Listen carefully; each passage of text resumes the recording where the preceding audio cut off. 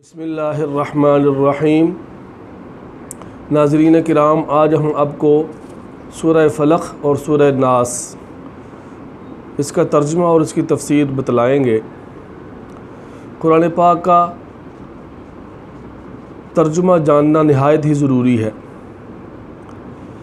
قرآن کریم اللہ کی کتاب ہے، اللہ ہم سے کیا کہہ رہے ہیں اس کا جاننا بہت ضروری ہے۔ اللہ کیا حکم دے رہے ہیں، اللہ پچھلی قوموں کے کیا واقعات بیان فرما رہے ہیں۔ جب ہم نماز پڑھتے ہیں تو اللہ سے باتیں کرتے ہیں۔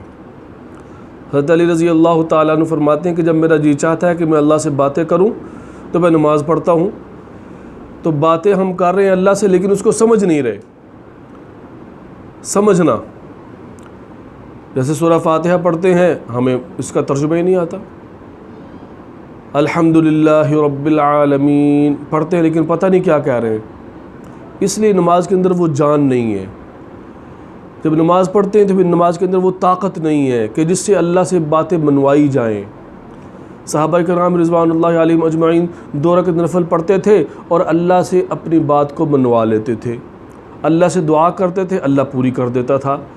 الحمدللہ رب العالمین، تمام تعریفیں اس اللہ کے لیے ہیں جو تمام جہانوں کو پالنے والا ہے۔ رب ہے، تمام جہانوں کا پالنے والا ہے۔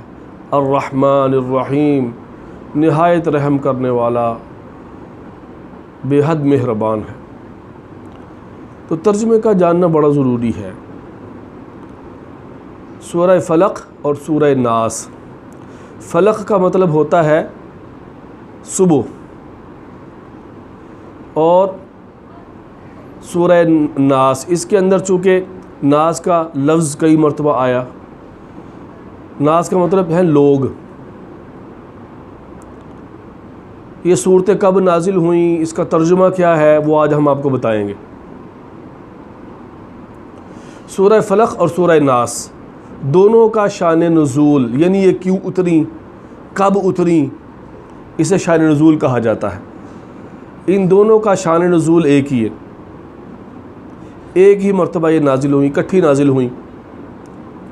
حضرت عائشہ رضی اللہ تعالی عنہ فرماتی ہیں کہ ایک مرتبہ حضور نبی کریم صلی اللہ علیہ وسلم بیمار ہوئے اور تقریباً 6 ماہ تک مسلسل بیمار رہے۔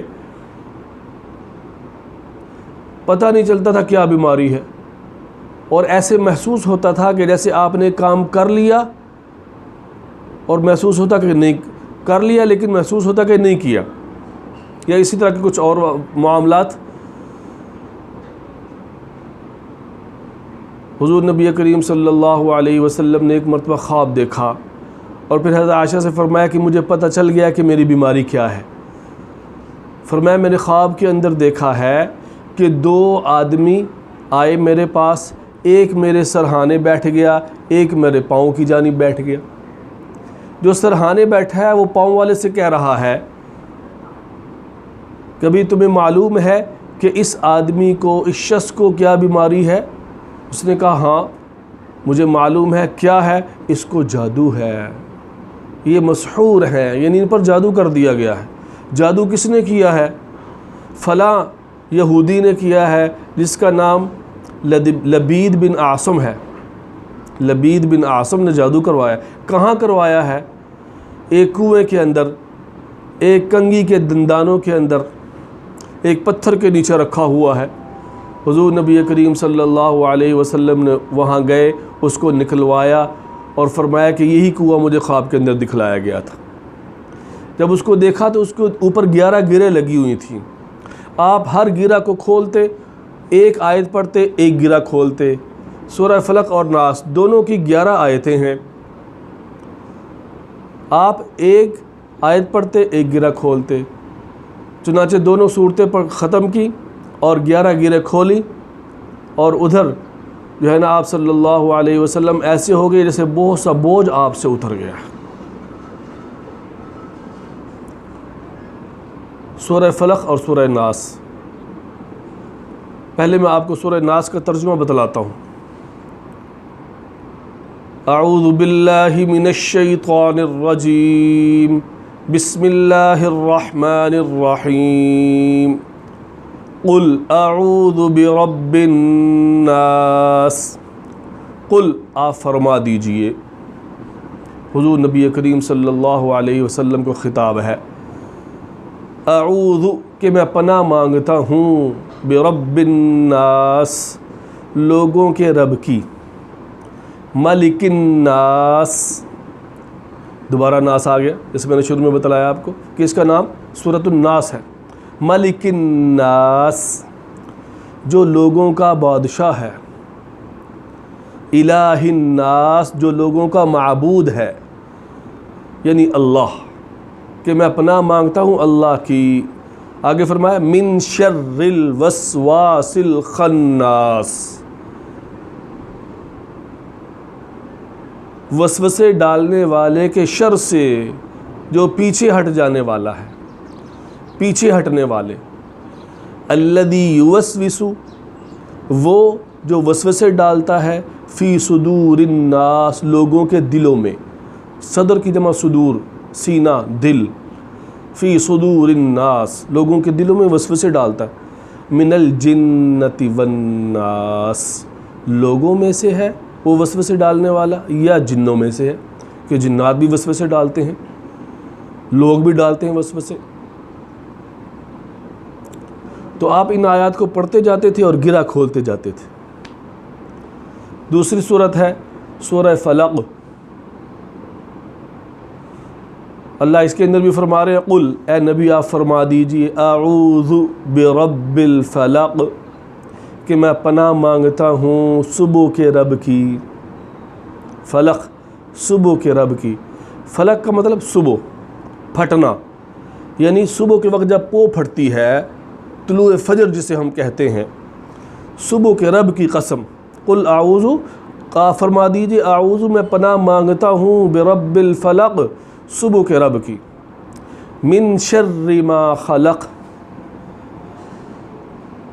اس چیز کے شر سے، اس چیز کے شر سے جو اللہ نے پیدا کی۔ اس کے اندر تمام چیزیں آ گئیں جو انسان کو نقصان پہنچا سکتی ہیں۔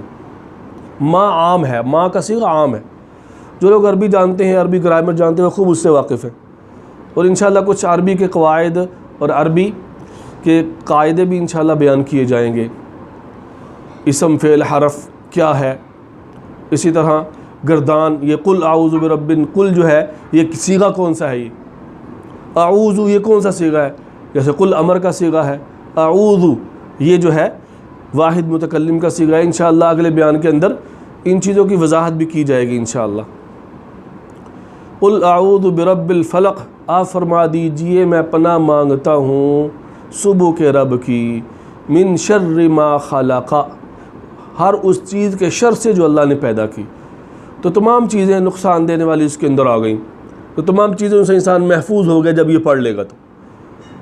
من شر ما خلق ومن شر غاسق اذا وقب اور اندھیری رات کے شر سے جب وہ چھا جائے، کیونکہ رات جو اندھیری رات ہو اس کے اندر بعض اوقات شر بھی انسان کو پہنچ جاتا ہے، کوئی جانور کاٹ لے یا کوئی اور ڈاکو جو ہے نا وہ حملہ کر دے، یا اور کوئی چیز موذی چیز جو ہے وہ اس نے نقصان پہنچا دیا، یا ویسے خوف آ رہا ہے رات سے، وَمِن شَرِّ غَاسِقٍ إِذَا وَقَبْ وَمِن شَرِّ النَّفَّاثَاتِ فِي الْعُقَدِ اور گرہ میں پھونکے مارنے والیوں کے شر سے۔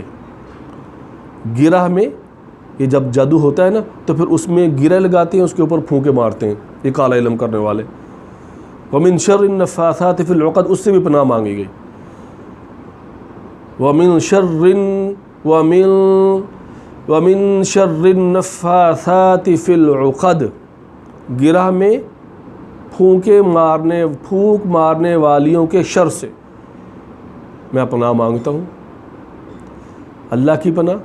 وَمِن شَرِّ حَاسِدٍ إِذَا حَسَدَ اور حاسد کے شر سے جب وہ حسد کرے، یہ بڑا برا ہوتا ہے حسد۔ حسد کیا ہے کہ ایک آدمی کسی کو دیکھے کہ اللہ نے اس کو بڑی نعمتوں سے نوازا ہے، اب وہ دل کے اندر یہ کڑن پیدا، جلن پیدا کر لے کہ یا اللہ اس سے یہ نعمت چھن جائے، زوال نعمت کی تمنا کرنا، وَمِن شَرِّ حَاسِدٍ إِذَا حَسَدَ، جب وہ حسد کرے کہ کسی کے پاس نعمت دے کر دل کے اندر جل گیا، بس دیکھا نہیں گیا، اس سے یہ نعمت ختم ہو جائے، میرے پاس رہے چاہے نہ رہے، اس سے ختم ہونی چاہیے۔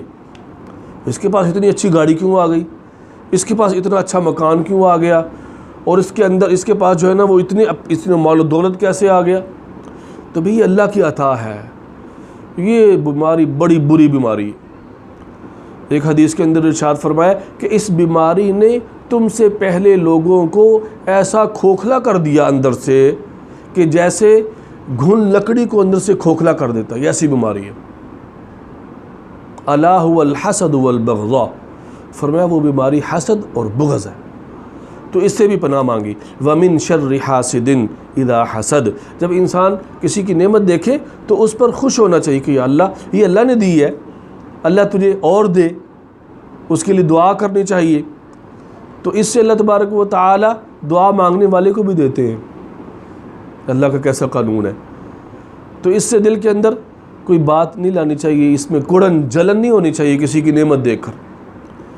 تو مقصد یہ ہے کہ جب انسان ان صورتوں کو پڑھے گا تو اللہ اس کی مکمل حفاظت فرماتے ہیں۔ ایک حدیث کے اندر ارشاد فرمایا کہ نبی علیہ السلام جب بیمار ہوتے تو آپ ان صورتوں کو پھونکتے اور دم کرتے اپنے ہاتھوں پر اور پھر اپنے جسم پر پھیر لیتے، اور فرمایا کہ جو بھی ان صورتوں کو پڑھے گا تو تمام تکالیف سے محفوظ رہے گا۔ اللہ ہم سب کو عمل کرنے کی توفیق عطا فرمائے۔